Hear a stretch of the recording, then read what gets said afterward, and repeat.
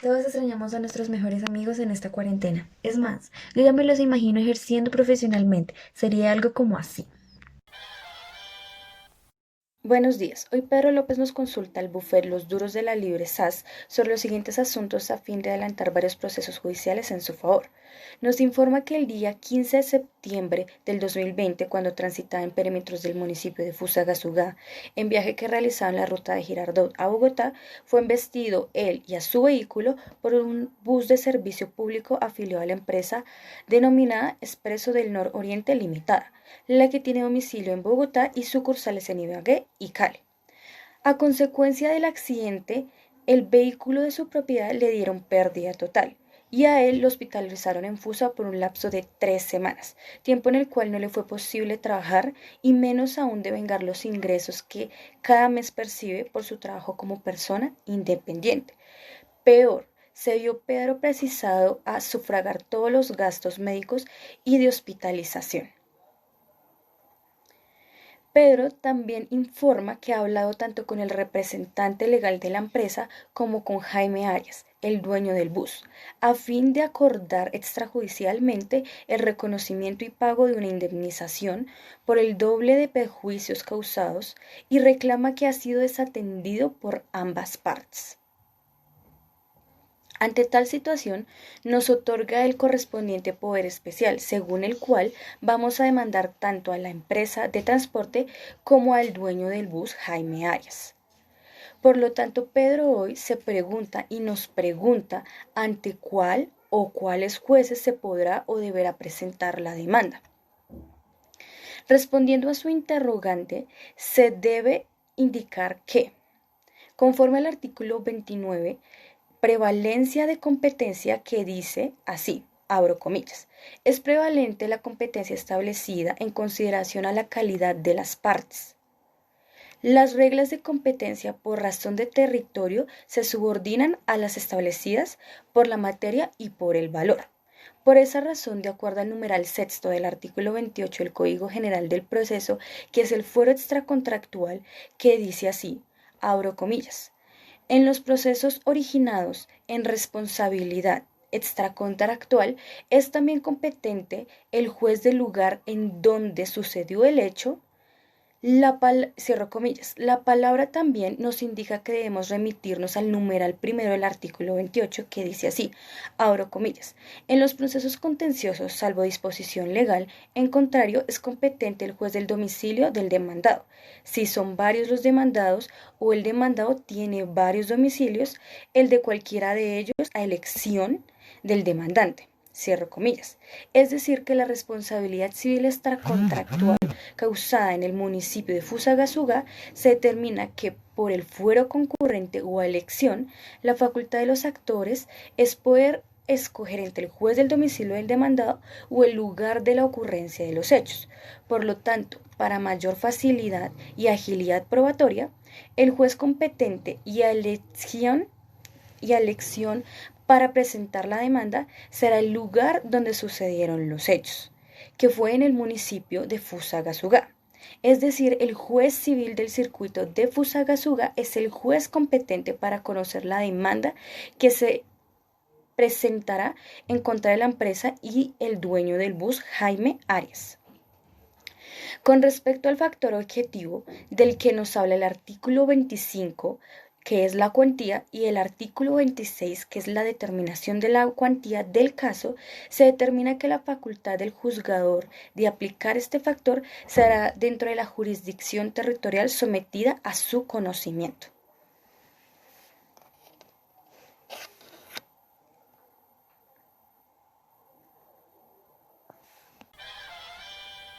Se me informó que la doctora Tatiana ya emitió un concepto en cuanto a la competencia territorial del proceso. Entonces, ya teniendo claro esto, se me está solicitando que aclare algunas dudas que se pueden dar en cuanto a la presentación de la demanda. Una de estas dudas sería, ¿Qué proceso se da en la demanda? bueno, hay unas clases de procesos, entonces primero se tiene en cuenta de que son seis. El primero como tal es un proceso declarativo.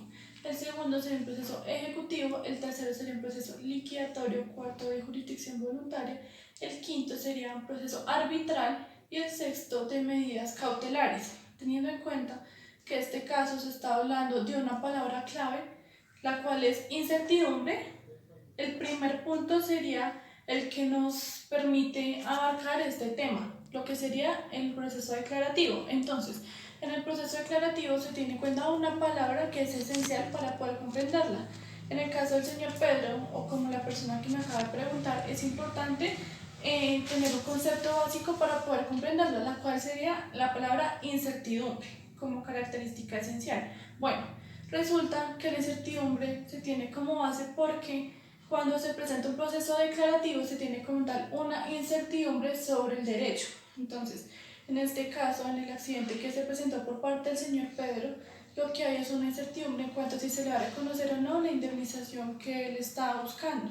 Entonces aquí se tienen en cuenta dos aspectos aparte de la incertidumbre, la cual sería existencia e inexistencia, porque estos dos términos resulta que en los procesos declarativos no solo se basa en hacer o no conocer el derecho, sino realmente a reconocer si el derecho existe o no. Entonces primero se tiene certidumbre o la incertidumbre para poder abarcar todo lo que tiene que ver en cuanto al tema del reconocimiento del derecho para que ese derecho deje de ser incierto y sea cierto. Y la inexistencia o la existencia se dan para saber si realmente el señor Pedro merece o bueno, es válida la solicitud en cuanto a su indemnización por el accidente de tránsito. Hablando específicamente de este proceso, sería un proceso de responsabilidad civil extracontractual abarcando aspectos declarativos y verbales en cuanto a su clasificación.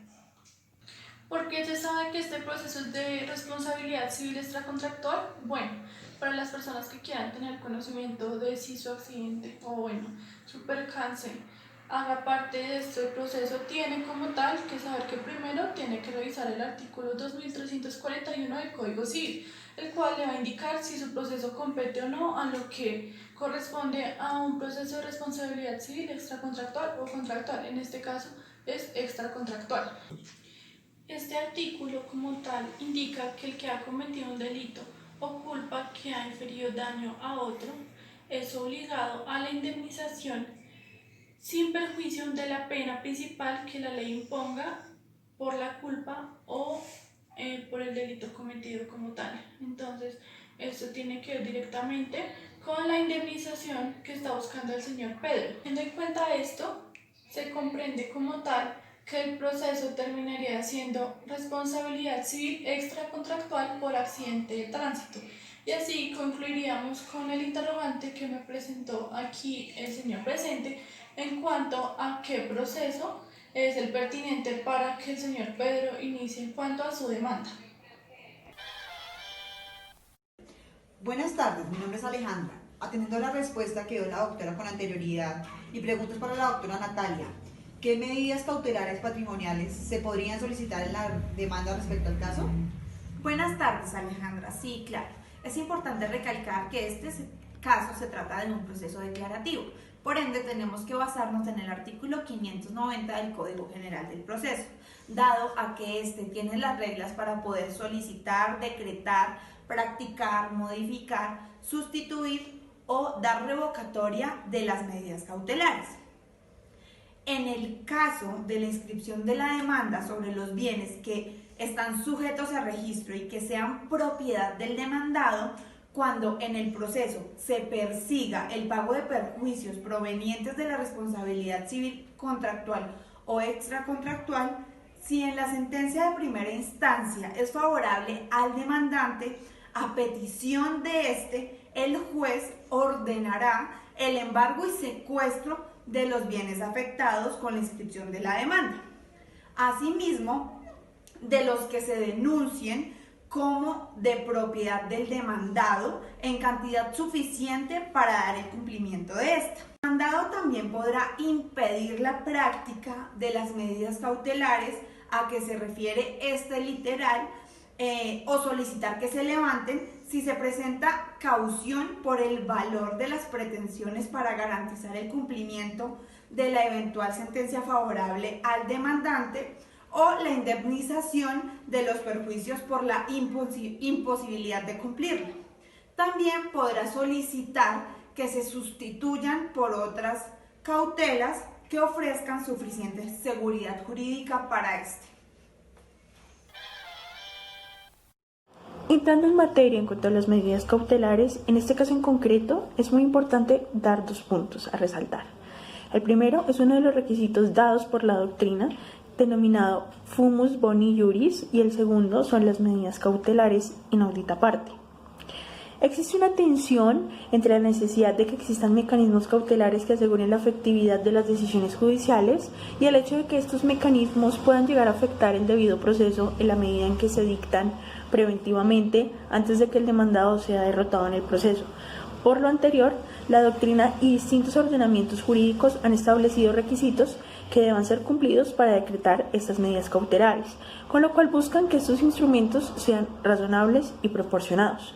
Por ejemplo, el ordenamiento jurídico español expresa 3 requisitos muy importantes. El primero es el anteriormente mencionado fumus boni iuris, que es que el demandante aporte un principio de prueba que haya la apariencia de un buen derecho, que su pretensión se encuentre fundada al menos en apariencia. Y el segundo es que haya un peligro en la demora, periculum in mora, esto que significa que exista el riesgo de que el derecho pretendido pueda verse afectado con el tiempo transcurrido en el proceso. La Corte Constitucional cita esto en su sentencia C490 del 4 de mayo del 2000. Ahora es bueno preguntarnos, ¿qué es la apariencia de un buen derecho? Aun cuando en el sentido general al interesado solo deba decretar su interés y la existencia de la amenaza o vulneración que pretende contrarrestar con la medida, lo cierto es que el juez está obligado a determinar si el demandante le asiste el llamado fumus bonis iuris, que es la valoración inicial que debe hacer el juez sobre cuáles son las probabilidades de éxito de la demanda a partir de los hechos expuestos y de las pruebas arrimadas a este proceso. Esta situación resulta un poco complicada, cuando además debe estar claro que este ejercicio no comporta algún tipo de prejuzgamiento. El fumus boni iuris aduce la Corte que hace referencia a un principio de veracidad en cuanto a la afectación del derecho invocado como fundamento de la pretensión principal.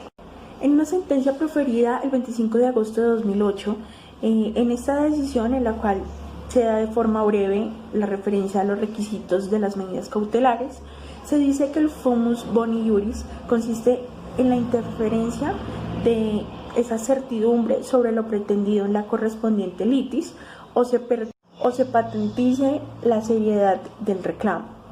En el desarrollo de esta teoría se dice que el fumus boni iuris consiste en la interferencia de esa certidumbre sobre lo pretendido en la correspondiente litis o se patentice la seriedad del reclamo. En el desarrollo de esta teoría de la aparición del buen derecho, Parra-Quijano expone cómo la verosimilitud que adquiere el derecho del demandante debe ser más probable que el del demandado, lo cual depende de la apreciación por parte del juez en cuanto al derecho material de la alegación, que es la identificación de la tutela pretendida, y los fundamentos invocados que se den para su obtención, lo que explica Forero Silva de una manera más cristiana, que es el resultado de la formulación de la demanda que acompaña por unas pruebas que le permiten al juez estudiar esta demanda, acceder a la cautela pretendida y o decretar otra distinta. Esta apariencia de un buen derecho como requisito de la medida cautelar impone al solicitante el deber de presentar con la solicitud instrumentos probatorios que respalden la pretensión cautelar. Así indica el artículo 228 de la Ley Orgánica 13 del 2009. Pasando al segundo punto, en cuanto a las medidas cautelares inaudita parte, suele emplearse en la aplicación de las medidas cautelares cuando una parte presenta una demanda, puede solicitar que antes de darse traslado a la parte demandada en la misma, se tramite una solicitud de adopción de medida. Sin embargo, esta tiene una peculiaridad y es que para evitar que el demandado oculte o desaparezca bienes que podrían ser objeto del embargo, se realiza primero este y más tarde se le traslada la adopción del embargo de sus bienes al demandado. Esto con el único fin de que los pueda desaparecer, con ventas ficticias o colocando estos bienes a nombre de otra persona. Luego de haber aclarado estos conceptos muy importantes, me dispondré a abordar la pregunta. Las medidas cautelares, en este caso pedidas, están en pro del pago de perjuicios provenientes de la responsabilidad civil. Estas gozan de un pleno fumus boni iuris, ya que eso tiene la finalidad de suplir en cantidad suficiente el cumplimiento de estos. Es la garantía que el demandante tiene para que se le cumplan los perjuicios y daños causados sin que el demandante vaya a esconder esos bienes y no responda consecuentemente, como vemos en muchas ocasiones. Muy bien, ya una vez estudiado este punto tan importante de las medidas cautelares, podemos entrar a observar otros puntos cruciales sobre la demanda. Tenga la plena seguridad de que somos los mejores y ganaremos este caso. Tengo una pregunta. Según el proceso, ¿es necesario abocar el presupuesto de la contracautela? Buenos días. Efectivamente, sí se debe hablar del principio de la contracautela, más conocido como las cauciones. Como lo dijo la doctora Alejandra anteriormente, estamos en un proceso declarativo de responsabilidad civil extracontractual. Y como lo dijo la doctora Natalia, el señor Pedro debe interponer una medida cautelar del secuestro de bienes en procesos declarativos. Pero en sí, ¿qué son las contracautelas? Bien. Esta figura se refiere a que el Estado o nuestra normatividad tiene que proteger a la persona en quien recae esa medida cautelar, es decir, el demandado. Pero ¿cómo se da esto? Digamos que en caso de que el demandado, con las excepciones que interpuso en la contestación de la demanda, logra levantar la medida cautelar o logra comprobar que él no es merecedor de esta amonestación, entonces el demandante será condenado en costas, ya que presume un daño o un perjuicio ocasionado al demandado. Bueno, para ser más claros, decíamos anteriormente que las medidas cautelares de procesos declarativos encontramos en su fundamento jurídico el artículo 590 del Código General del Proceso. Entonces, señor Andrés, ponga atención. El numeral segundo del artículo 590 dice lo siguiente. Para que sea decretada cualquiera de las anteriores medidas cautelares, el demandante deberá prestar caución equivalente al 20% del valor de las pretensiones estimadas en la demanda para responder por las costas y perjuicios derivados de su práctica. Entonces, ¿cómo se hace? Al momento de que usted pone la demanda y al tiempo de las medidas cautelares, también debe incluir la caución, cuya base es el 20%, pero esta debe disminuir o aumentar de manera oficiosa o a petición de parte si así el juez lo considera. Bien, vamos a hablar de los tipos o las clases que están en el artículo 603. Entonces dice que las cauciones pueden ser reales, en segundo lugar bancarias, en segundo lugar bancarias o con pólizas de seguro, que estas generalmente son las que se dan. Pero ojo, aquí hay que tener en cuenta o no perder de vista la diferencia entre una póliza de bienes, servicios o personas, que protegen estas tres, bienes, servicios o personas, y comprar un seguro. La tercera forma o la tercera caución es en dinero, y en este caso se debe depositar en el despacho del juzgado. El cuarto son los títulos de la deuda pública y el quinto son certificados de depósito a término o títulos similares constituidos en instituciones financieras. Bien, señor Andrés, si usted quiere saber más reglas acerca de la calificación o la cancelación de estas cauciones, puede remitirse al artículo 604 del Código General del Proceso. Pero en resumen, para el caso que nos concierne, este es un proceso declarativo, ¿verdad? En caso de que prospere la medida cautelar del señor Pedro, este a su vez debe interponer la caución, ya sea de las formas que ya establecimos. Em, en caso también de que el demandante logre levantar esta medida cautelar interpuesta por el señor Pedro, este tendrá derecho a la indemnización